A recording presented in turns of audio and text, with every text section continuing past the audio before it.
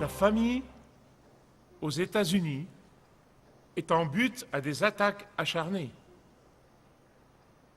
Je sais que les parents à qui je parle sont accablés par le bombardement qui nous parvient de tous les coins.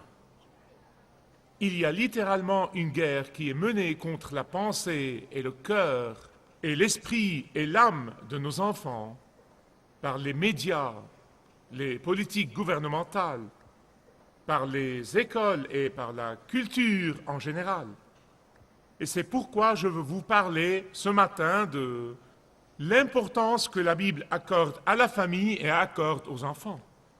Ouvrez avec moi, s'il vous plaît, au psaume 127.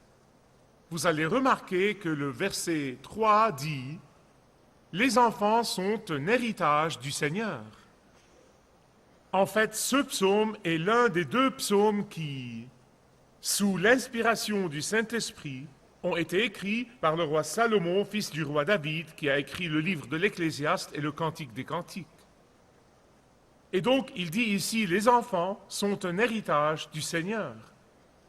Et je ne peux pas m'empêcher de repenser aux étapes différentes de l'éducation de nos enfants par ma femme et moi. Et je me demande, ceux de vous, les jeunes mamans et papas, quand vous êtes dans les couches jusqu'au cou, vous vous demandez, les enfants sont quoi? Et ceux d'entre vous qui ont de nouveaux conducteurs, quand vous veillez tard, et j'ai fait ça plusieurs fois, je veillais pour entendre la voiture s'arrêter dans l'allée, vous diriez, les enfants sont quoi? Et je suis sûr que quand vous êtes frustré avec les problèmes scolaires et les pressions financières implacables et toutes les difficultés auxquelles nous faisons face, et ceci et cela, vous avez dû vous demander plusieurs fois que veut dire la Bible exactement quand elle dit que les enfants sont un héritage du Seigneur.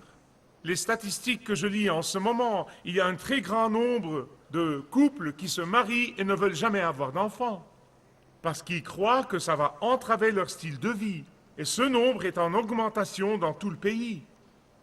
Mais quand nous comprenons que nos enfants ne sont pas vraiment les nôtres, mais qu'ils sont les enfants de Dieu et qu'il nous les confie comme parents pour les élever pour lui, vous serez alors exaltés de savoir que les enfants sont un héritage du Seigneur et qu'ils sont une récompense de lui.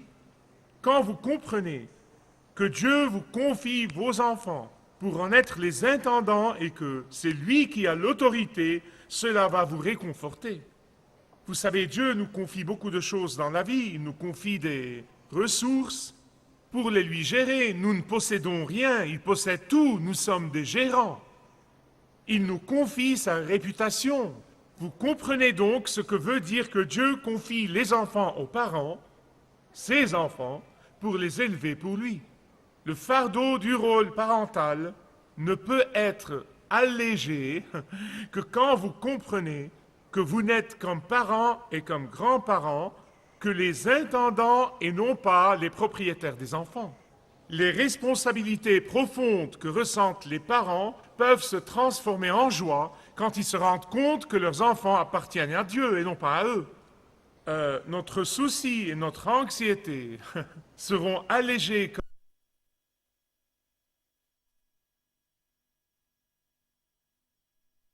parental.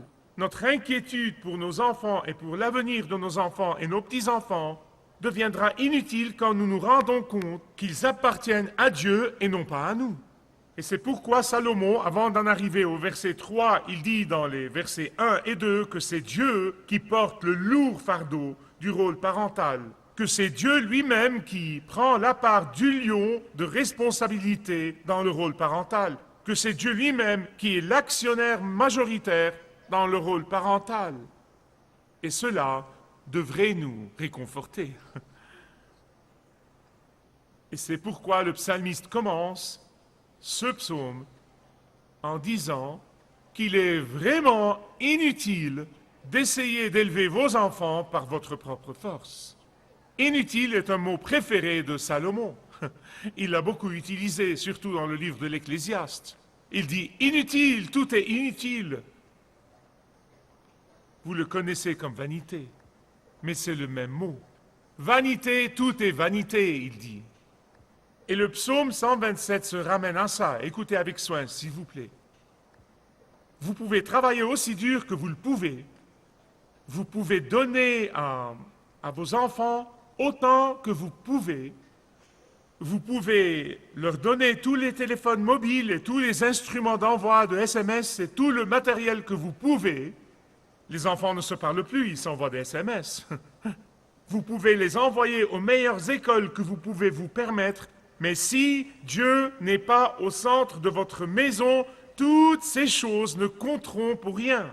Toutes ces choses seront inutiles en fin de compte. Toutes ces choses seront comme la poursuite du vent. Avez-vous jamais pris le temps de vous poser la question « Qu'est-ce que je poursuis dans la vie ?» Avez-vous jamais pris le temps de vous demander « Quel est le prix que je paye pour cette poursuite ?» Et Salomon dit que sans la puissance de Dieu, sans la force de Dieu, sans les bénédictions de Dieu, vous pouvez poursuivre un rien. Vous pouvez travailler aussi dur que vous le pouvez et avoir les mains vides. Vous pouvez laisser à vos enfants le plus grand héritage financier qui soit, mais s'ils n'ont pas hérité la chose la plus importante, cet héritage matériel peut leur amener la douleur et non pas la joie. Or, il n'y a pas de mal à l'héritage, comprenez-moi bien. La Bible dit dans les Proverbes qu'il est bon de laisser un héritage à ses enfants. Mais leur laisser un héritage matériel sans un héritage spirituel sera leur ruine. Et la Bible est claire, la Bible dit que les enfants sont un héritage du Seigneur. Vos enfants sont, après votre salut, la chose la plus précieuse que vous puissiez avoir.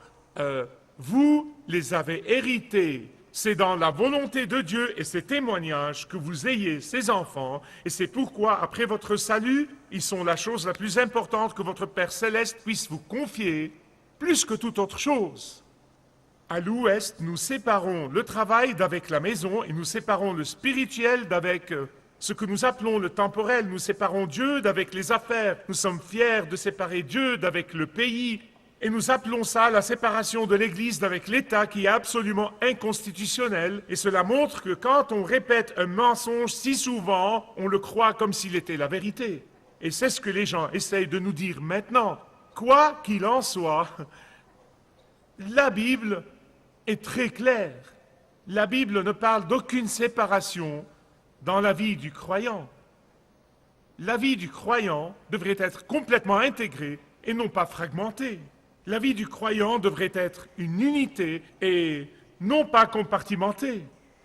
Et la Bible, mes frères, ne parle d'aucune division. Donc si vous demandez à la Bible, pourquoi la maison? Pour la famille, bien sûr. Ou pourquoi le policier et la sécurité et toutes les choses que nous avons dans notre pays? Pourquoi ces choses? Pour protéger la famille, bien sûr. Et la Bible nous fait très bien comprendre que la famille est l'élément le plus important de la société, que la famille est le pilier de toute société. Écoutez-moi avec soin, sapez la famille et vous saperez la société.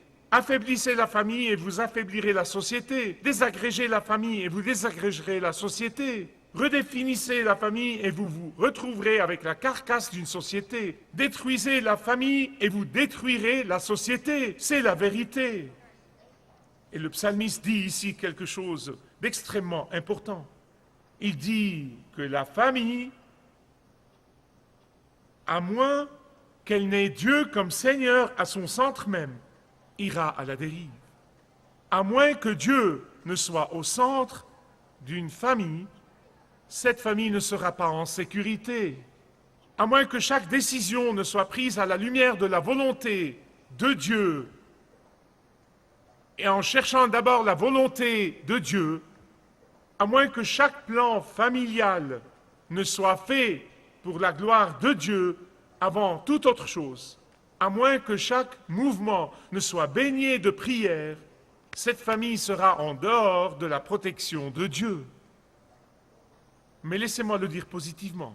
Quand Dieu est au centre d'une famille, Dieu fait croître cette famille, Dieu bénit cette famille, Dieu guide cette famille et Dieu protège cette famille. Regardons ensemble ces 4 promesses.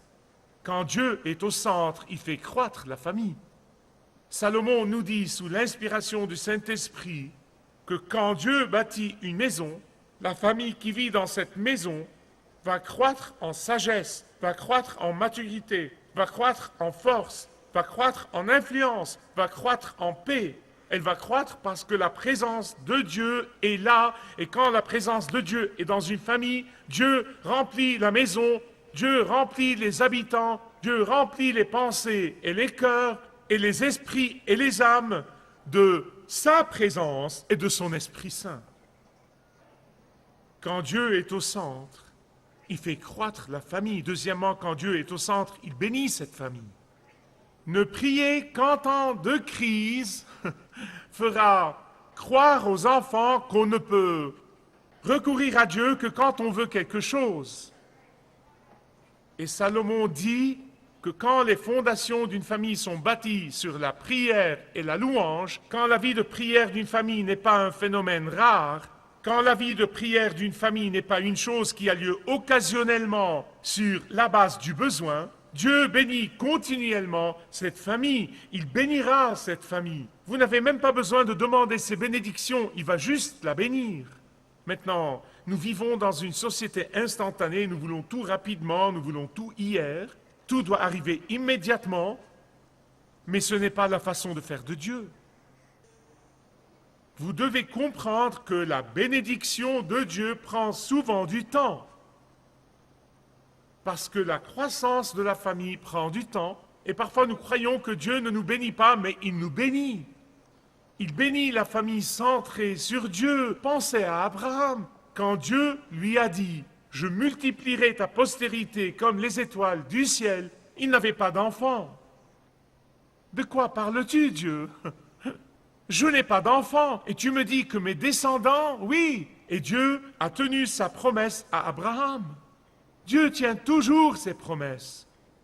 C'est comme ça que Dieu bénit. Nous revenons sur le passé et nous voyons que la Bible dit que tous ceux qui sont dans le Christ Jésus sont les descendants d'Abraham, spirituellement parlant. Regardez le nombre de croyants dans le monde entier. Dieu fait croître la famille centrée sur lui. Dieu bénit la famille centrée sur lui. Troisièmement, Dieu guide la famille centrée sur lui. Quand les enfants voient leurs parents chercher les conseils de Dieu dans tous les domaines de la vie, non seulement dans les grandes choses, mais encore dans tous les domaines, ils grandiront en cherchant les conseils de Dieu de sa main. Quand les enfants voient leurs parents examiner la Bible pour chercher la direction de Dieu dans la vie, ils grandiront aussi en examinant la Bible pour chercher la direction de Dieu dans la vie. Quand les parents apprécient le leadership du Seigneur dans leur vie, les enfants grandiront en appréciant le leadership du Seigneur dans leur vie. Regardez de nouveau les versets 1 et 2. Il y a là un contraste incroyable entre les versets 1 et 2 d'une part et les versets 3 à 5 d'autre part.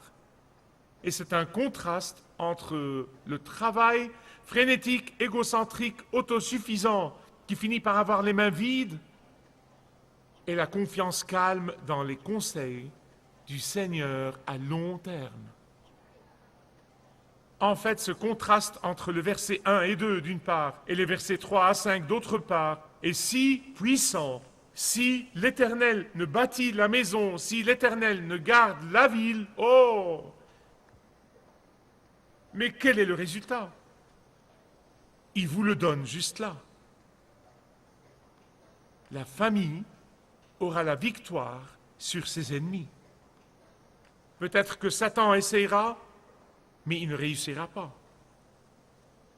La société et le monde en général essayeront, mais ils échoueront. C'est ce qu'il dit. Je sais probablement que quelqu'un dira ici, Michael, je n'ai pas grandi dans une famille chrétienne, je n'ai pas de modèle de piété dans mon père et dans ma mère, je suis le seul ou le premier à venir au Seigneur dans ma famille, je n'ai pas vu ceci arriver, laissez-moi vous donner un mot d'encouragement aujourd'hui.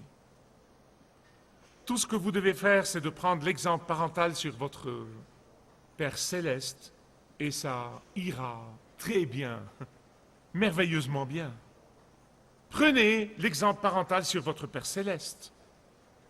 Et si vous faites ça avec vos enfants, ils seront victorieux sur leurs ennemis. Comment vous prenez exemple sur le Père céleste? Eh bien, regardez comment il s'y prend avec nous comme ses enfants. Dans Genèse chapitre 28, verset 15, notre Père céleste dit « Je suis avec vous ». Et cela établit la confiance.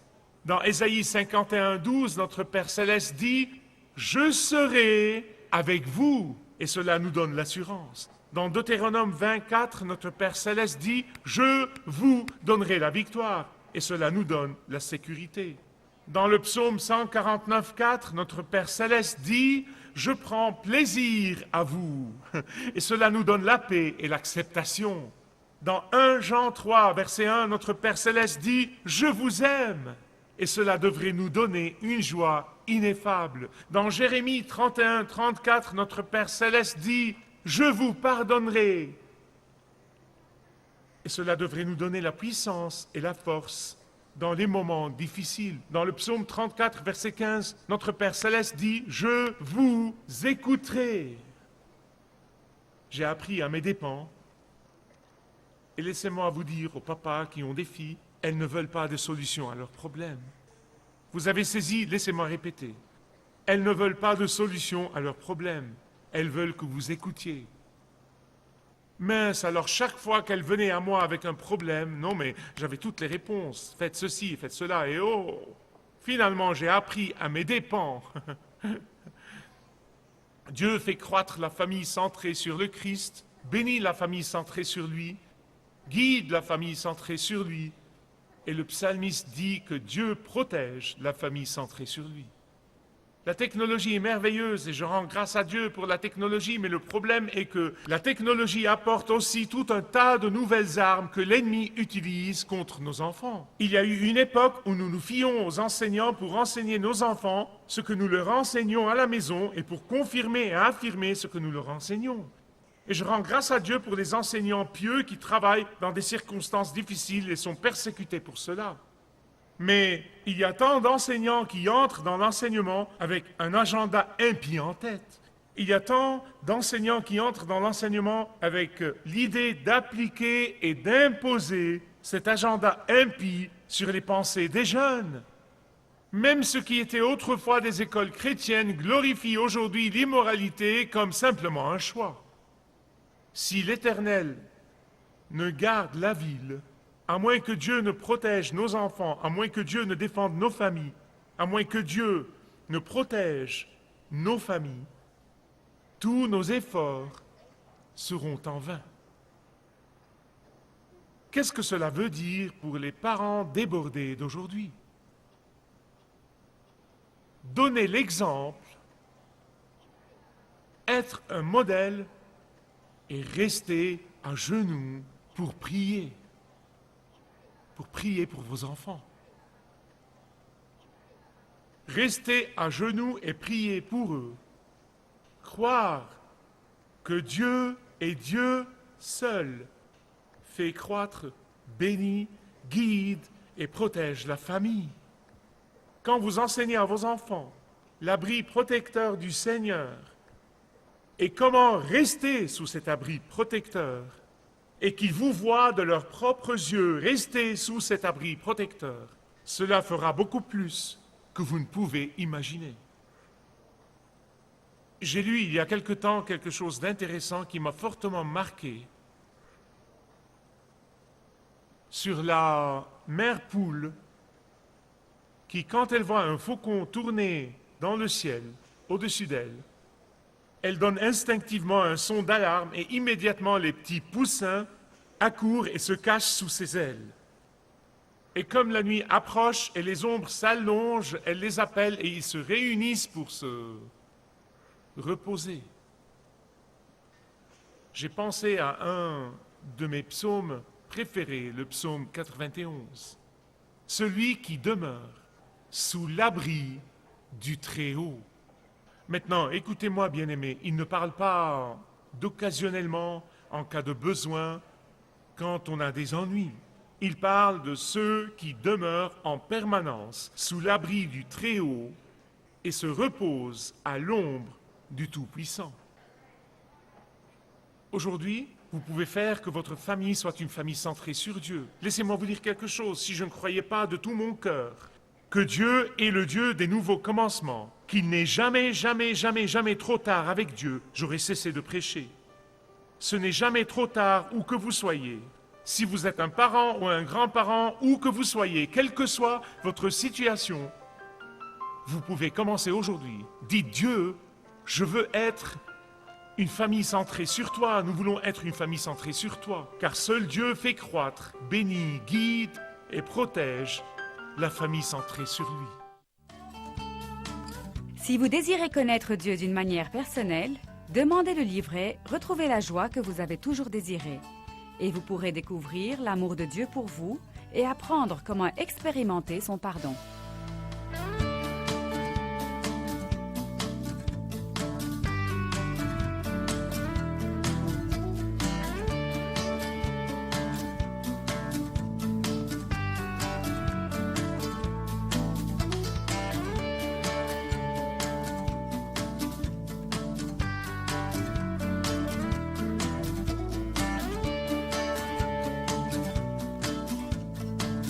Si vous avez une relation personnelle avec Dieu et vous êtes intéressé à marcher plus intimement avec lui, demandez le livret « 7 pas sur le chemin de la foi » qui vous guidera dans une relation plus profonde avec votre Père Céleste. Demandez votre livret gratuit.